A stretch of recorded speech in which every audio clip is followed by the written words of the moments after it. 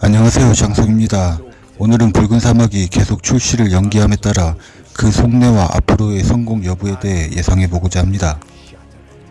현재 붉은 사막은 2019년 기스타에서 처음 공개된 이래 2021년 하반기 출시를 예고했으나 코로나 팬데믹으로 무기한 연기 이후 2023년 하반기로 또 예고하였으나 다시 무기한 연기 이후 결국 2025년 하반기 출시를 목표로 하고 있습니다. 게임스컴 및 지스타에서 공개된 시연 영상을 보면 거의 완성된 단계에 있는 것으로 보여 많은 유저들이 2025년 상반기에는 출시하겠지 예상을 했지만 결국엔 2025년 4분기로 예고하였고 GTA6가 2025년 가을 출시가 점쳐지고 있는 상황에서 조금이라도 연기를 한다면 붉은 사막은 2026년으로 출시를 미뤄야 하는 상황입니다. 그럼 도대체 왜 붉은 사막은 출시를 계속 연기하는 것일까요?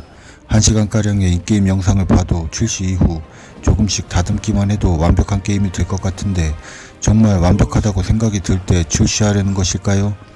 아님 다른 이유가 있는 것일까요? 제가 생각하는 다른 이유는 크게 두 가지로 예상해 볼 수 있을 것 같습니다. 첫 번째는 신중한 자세를 취하는 것입니다.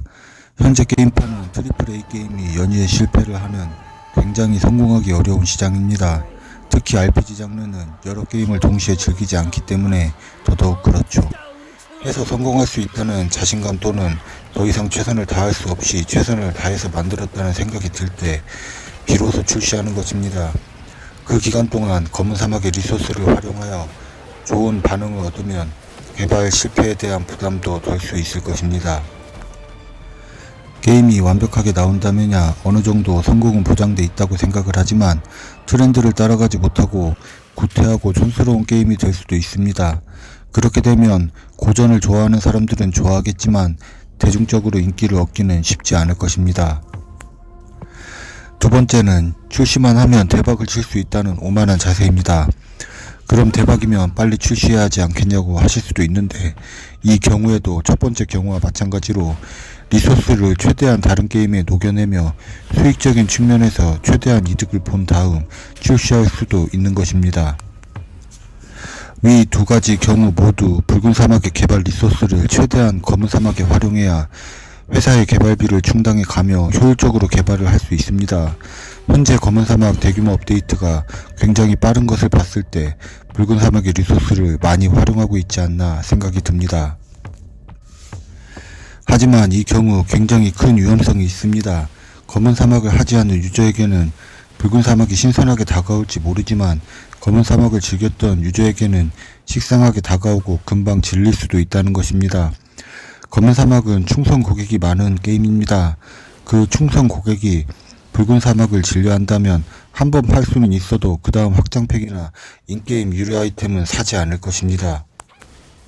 하지만 붉은 사막은 출시 전임에도 이미 충분히 전세계에 마케팅이 돼 있고 펄어비스는 글로벌 라이브 서비스도 하는 회사입니다. 검은 사막을 모르는 사람들도 많이 할 것이고 패키지 게임인 만큼 큰 문제 없이 안정적으로 서비스할 것입니다. 다만 장기적으로 성공을 유지하며 나가기 위해서는 신선함이 있어야 합니다. 붉은 사막은 게임 정보가 너무 많이 노출돼 있습니다. 보스전은 그렇다 쳐도 1시간 분량의 인게임 플레이 영상을 미리 공개하는 게임은 저는 처음 봅니다. 그래서 칭찬해주고 싶기도 하지만 반대로 달아오르기도 전에 식어버리진 않을까 하는 걱정도 됩니다.